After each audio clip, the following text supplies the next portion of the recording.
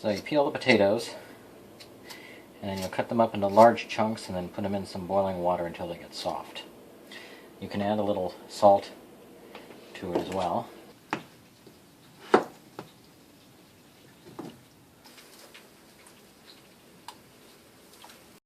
So this is a small amount of mashed potatoes. I put a half a stick of butter in with this, and I'm also going to add a little bit of milk, and I'll probably keep adding milk as I go.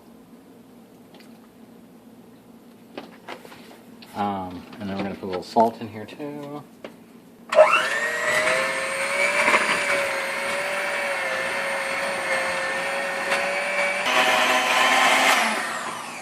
It seems a little dry, so I'm going to put a little more milk in here.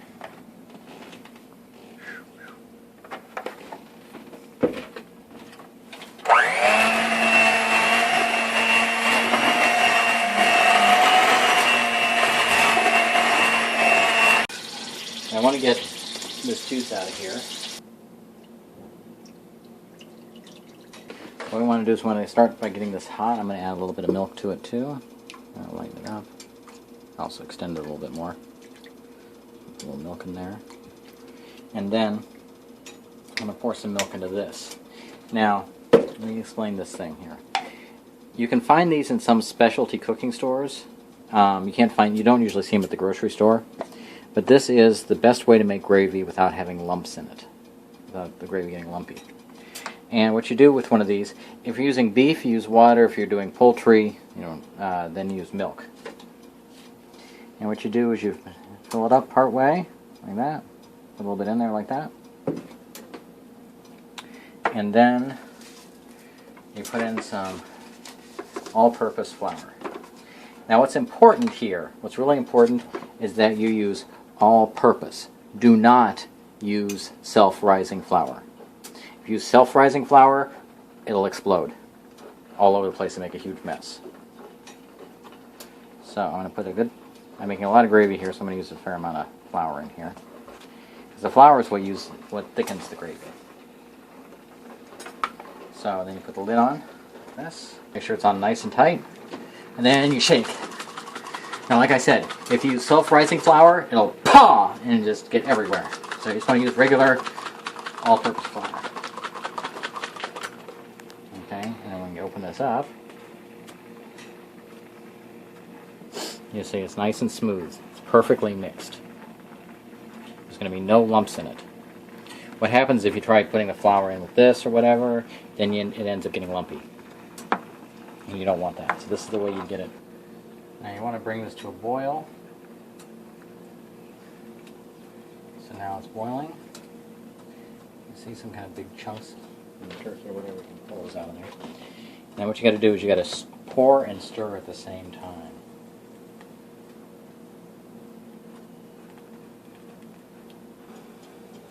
You see how it's getting nice and thick?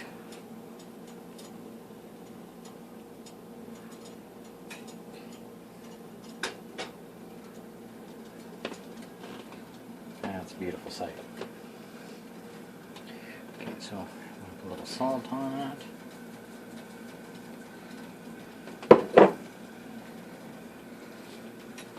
And a little pepper in there. And that's all you really need. It has a lot of flavor on its own. So you don't need to do a whole lot to it.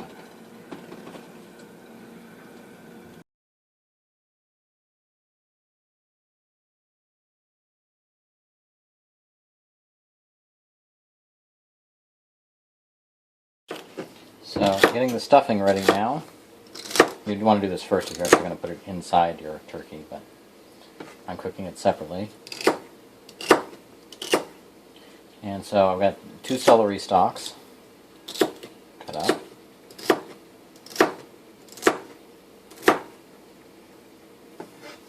And then I'm going to also cut up some mushrooms.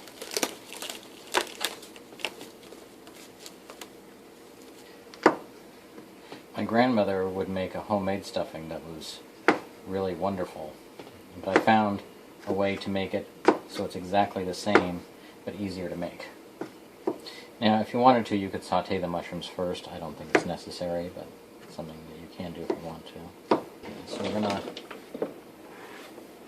put this in here. Okay, So cream of mushroom soup.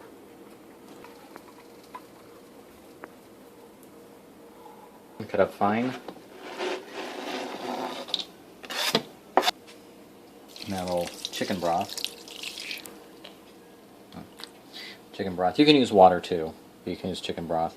Adding a little bit of this because you need to make up the water for some of the soup. So I'm just pouring a little bit of this in here. What's left you can use for gravy or whatever.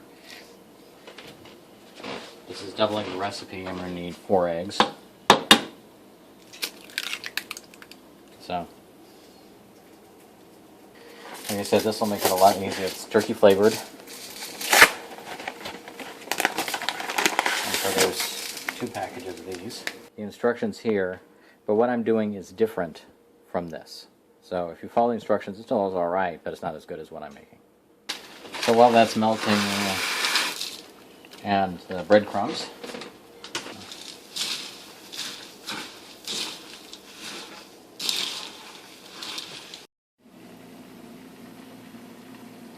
Okay, so we're going to pour this in here too.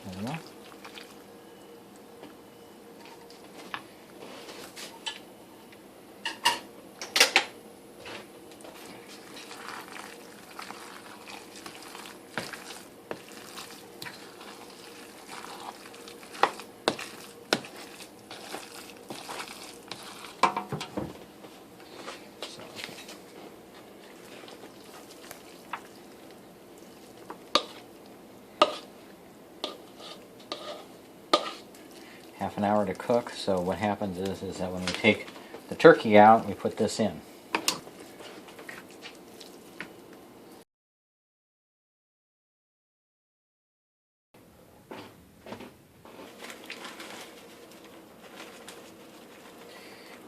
When you make sweet potatoes, you make them really sweet. I mean, they're already sweet to begin with, but then you make them even sweeter.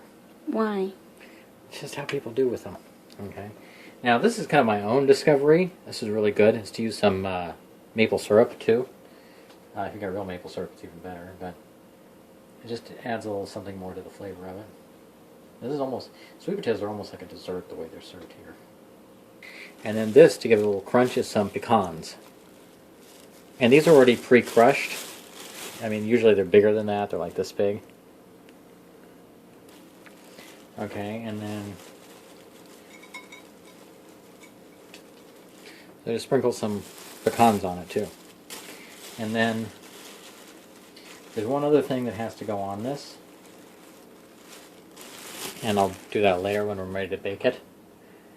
And that is marshmallows. Okay? But we won't do that until later because you want to bake it first and then put the marshmallows on it because otherwise the marshmallows will shrink too fast. They'll just melt. And you don't want them to melt, you want them to be kind of like on top, kind of golden brown. So we're not going to do that yet.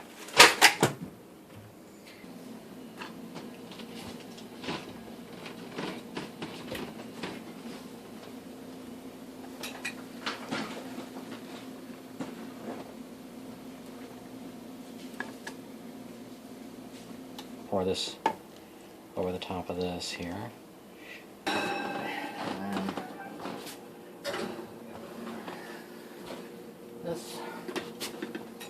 It's all about timing, making sure everything is done together.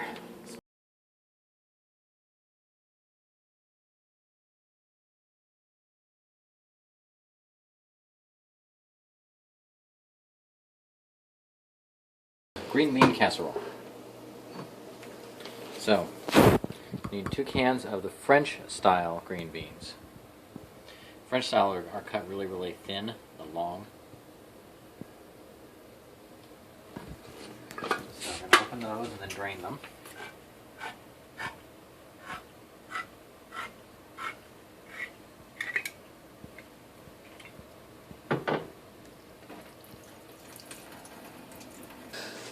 Let's see, like I said, see they're cut real thin. That's how you know they're French style. And then can of cream mushroom soup. There's some recipes that say to put milk in it. I don't because that makes it too soupy, too watery. So I always skip that part. What I'm going to do is mix it all up. Now I'm going to add a little salt. Add a little pepper. Most recipes call for a lot of pepper. I don't like putting that much in. But I do put a fair amount in. And then just get it all mixed together. So, what you want to do is once you get this in here, get it mixed in, just kind of smooth it out. Yes. I'm not going to put it in yet because it's too early. But what you want to do is kind of smooth it out like this. And then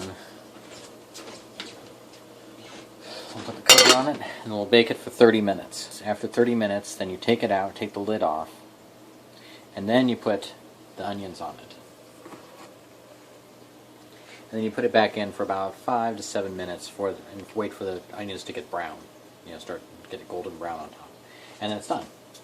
Okay, so once this is done cooking, after it's been in for about a half an hour at 350 degrees, then go ahead and just sprinkle these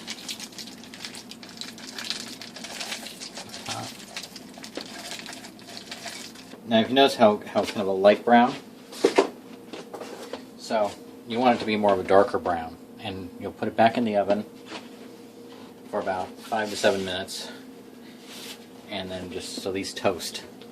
It gets nice and toasty, crispy. So as you can see, they're a lot darker now, and they're nice and crispy, crunchy, which is exactly how you want them to be. That's a green bean casserole.